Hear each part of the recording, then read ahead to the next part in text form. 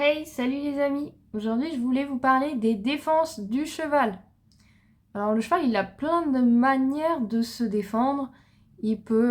Ça peut être une défense discrète en mettant sa langue en boule dans sa bouche, par exemple. Puis, ça peut être des défenses un peu plus visibles, donc avec un cheval qui secoue la tête, un cheval qui tire, donc ça va être inconfortable pour le cavalier. Il y a vraiment beaucoup de défenses qui sont possibles. Les ruades, bien sûr, qui sont les plus évidentes. Et il faut savoir que les défenses du cheval, en général, c'est pas pour vous embêter. C'est pas non plus parce que le cheval ne veut pas. C'est forcément un moyen qu'il a pour vous faire passer un message dans la pratique de l'équitation. Donc quand vous pratiquez l'équitation, quand vous montez votre cheval n'a pas beaucoup de moyens d'exprimer qu'il ne veut pas ou qu'il ne peut pas faire quelque chose.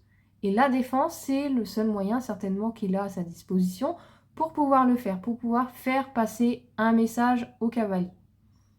Donc c'est pour ça aussi que je disais que les enraînements, c'est vraiment néfaste parce que si vous mettez un enraînement, automatiquement vous bloquez votre cheval et vous l'empêchez de s'exprimer. Il y a certaines choses qu'il ne pourra plus faire. Il ne pourra plus exprimer parce qu'il sera bloqué, contraint par l'enraînement. Et donc même dans le cas où vous n'utilisez pas d'enraînement, il faut savoir prendre en compte ces défenses-là quand elles apparaissent, essayer de les identifier à quel moment elles se produisent, dans quel contexte. Est-ce que ça peut être l'environnement? À ce moment-là, c'est une résistance mentale de votre cheval, c'est une résistance psychologique. Votre cheval qui ne veut pas s'éloigner, le cheval qui padoque, le cheval qui a peur du coin dans la carrière, des choses comme ça, qui du coup accélère dos au coin et puis qui a ralenti quand il arrive en face. Ça peut être aussi des résistances physiques parce que l'exercice est physiquement trop difficile pour votre cheval ou qu'il ne le comprend pas. C'est le cas quand vous abordez un exercice qui est trop difficile par rapport à ce que votre cheval est capable de faire. Donc si vous abordez un appuyé alors que votre cheval n'est pas préparé et qu'il n'a jamais fait d'épaule en dents ni de session à la jambe, bah forcément vous allez rencontrer des résistances, des défenses.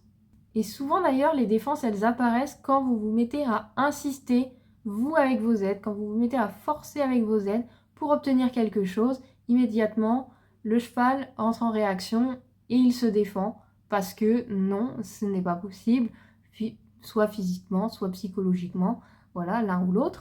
Et donc c'est votre devoir en tant que cavalier de chercher à comprendre cette défense-là. Donc si vous la rencontrez dans un exercice en particulier, décomposer l'exercice, essayer de savoir est-ce que c'est vos aides qui déclenchent ça, et si c'est vos aides, laquelle en particulier? Est-ce que ça peut très bien être le poids, ça peut très bien être la main, la jambe. En fait, il suffit aussi que votre cheval fasse une confusion. Il pense que quand vous mettez le poids d'un côté, il doit mettre les hanches du côté opposé. Et automatiquement, si vous vous demandez un exercice un petit peu différent, que vous n'êtes pas très précis sur le poids, bah, automatiquement, il va vous donner la mauvaise réponse. Vous allez renforcer les aides, il va se défendre. Ça, c'est un exemple typique d'un cheval qui n'a pas bien compris, qui a interprété les choses de cette manière-là. Vous réagissez pour le corriger, enfin en tout cas c'est ce que vous pensez faire, et lui il prend ça pour de la contrainte, il ne comprend pas et il se défend. Donc en décomposant vraiment chacune de vos aides, chacune de vos interventions avec vos aides dans un exercice en particulier, ou en décomposant les difficultés de l'exercice, si votre cheval se contracte par exemple dans l'appui à droite, vous allez pouvoir décomposer l'exercice en enlevant le pli par exemple. Donc vous vous retrouvez à faire une session à la jambe. Est-ce que la défense apparaît toujours, oui ou non? Est-ce que si vous le faites au pas au lieu de le faire au trot, la défense apparaît toujours, oui ou non? Est-ce que si vous le faites sur l'autre diagonale qui va vers la porte, la défense apparaît toujours, oui ou non? Voilà, donc il faut passer votre temps quand vous rencontrez une défense à essayer de décomposer les choses pour trouver le petit truc qui fait que votre cheval n'a pas compris ou qui pourrait être le déclencheur de la défense. Et une fois que vous avez mis le doigt dessus, vous avez juste à proposer un autre exercice, quelque chose de plus simple. On peut par exemple parler un demi-tour autour des épaules, dans le cas de l'appuyer à droite, qui poserait souci. Vous proposez demi-tour autour des épaules pour simplement vérifier que votre cheval cède à la jambe, par exemple. Et puis vous vous rendrez compte que cet exercice-là ne pose pas de souci. Alors du coup, on peut rajouter un peu de pli. Ah peut-être que c'est le pli et la jambe isolée qui posent souci et qui contractent votre cheval dans l'appui à droite. Donc voilà, ça c'est un exemple de la façon dont vous devriez décomposer les difficultés, décomposer vos aides pour essayer d'identifier le petit truc qui fait que votre cheval se défend.